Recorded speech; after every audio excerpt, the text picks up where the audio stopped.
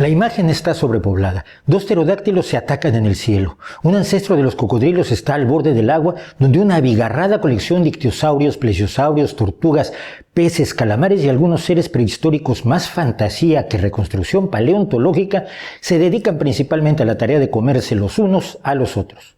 Se trata de una acuarela de 1830, Duria Anticior o un Dorset más antiguo, por la región de la costa sur de la isla de Gran Bretaña del mismo nombre. Su autor fue el pintor y geólogo Henry de la Beche y fue el primer intento en la historia en tratar de representar la vida prehistórica según la evidencia fósil disponible.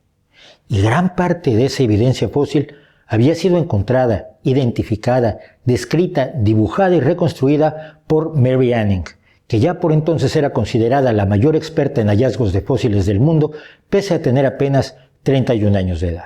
Mary Anning nació en 1799 en la costa de Dorset, en el pueblo de Lyme Regis, hija de un carpintero de la localidad llamado Richard y de su esposa Mary, de cuyos hijos solo sobrevivirían Mary y su hermano Joseph. Lo que hoy es Lyme Regis estuvo hace 200 millones de años cerca del Ecuador, en el fondo de un mar cálido y lleno de vida. Muchos animales se vieron enterrados en el fondo lodoso y se fosilizaron mientras la zona migraba hasta su actual posición. Lyme está por tanto rodeado de los acantilados en que se convirtió ese fondo marino lodoso, verdaderas minas de fósiles. El padre de Mary dedicaba parte de su tiempo a buscar entre las rocas desprendidas de los acantilados unas maravillosas curiosidades, los fósiles de esos seres marinos que empezaban a dejar de ser misteriosos y a ser estudiados para tratar de saber cómo había sido la vida en el pasado y cómo habían aparecido y desaparecido esos fantásticos seres.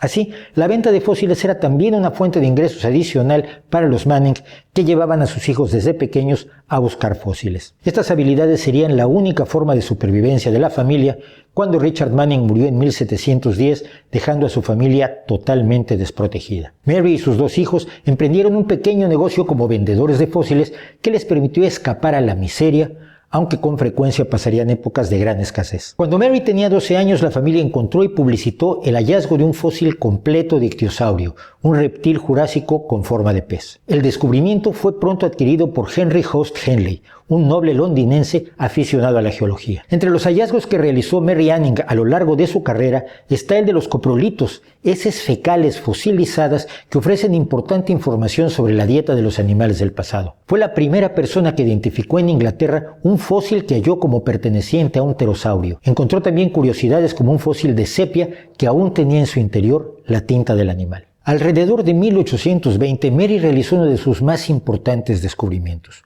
un fósil casi completo de plesiosaurio.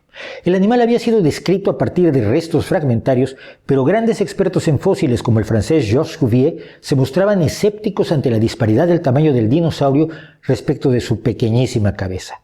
Al enterarse del descubrimiento, Cuvier dejó de lado su escepticismo y declaró que el descubrimiento de Anning era de primera importancia.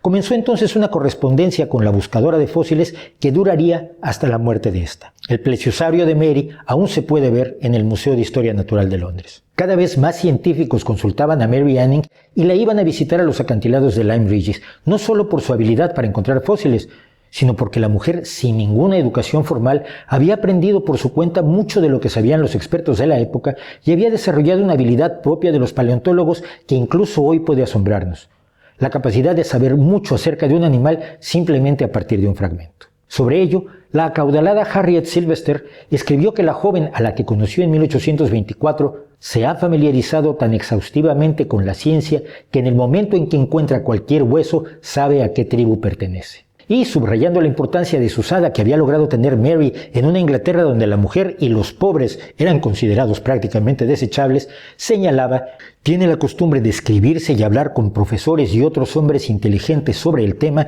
y todos reconocen que ella entiende más de la ciencia que ninguna otra persona en el reino. Pero la fama y el reconocimiento no pagaban las facturas y la familia debía depender de sus relaciones para mantenerse a flote cuando el negocio de los fósiles tenía baches, ya fuera porque no se encontraban fósiles relevantes durante un tiempo o porque no había compradores. El coleccionista Thomas Birch, por ejemplo, que había comprado numerosos fósiles a los Anning, decidió en un momento dado subastarlos para dar a la familia lo recaudado. Tiempo después, el pintor de Duria Anticior, por ejemplo, mandó hacer una litografía de su acuarela y vendió copias de ella a sus amigos y colegas, donándole a Mary todo lo obtenido. Al final de su vida, sin embargo, llegó cierto reconocimiento. 9 años antes de su muerte, la Asociación Británica para el Avance de la Ciencia le concedió una anualidad y la Sociedad Geológica de Londres le asignó también un ingreso periódico. En los últimos años de su vida, pudo leer que la revista de Charles Dickens, All Year Round, decía de ella: «La hija del carpintero se ha ganado un nombre y se ha merecido ganarlo».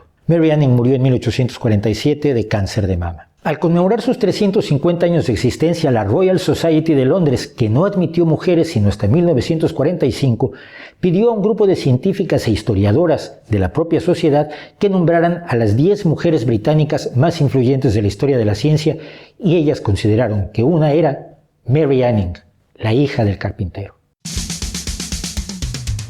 Pese a la relevancia de Mary Anning en la historia de la paleontología británica, y aunque numerosos científicos y coleccionistas de fósiles daban con frecuencia nombre a las especies descubiertas, no fue sino hasta 1878, 31 años después de su muerte, que alguien dio a una especie un nombre destinado a homenajear a Mary Anning, el Tricicloceris anningi, una especie de coral. Sin embargo, aún no se le ha dado el nombre de la paleontóloga a un reptil fósil británico, lo que sería el homenaje más justo.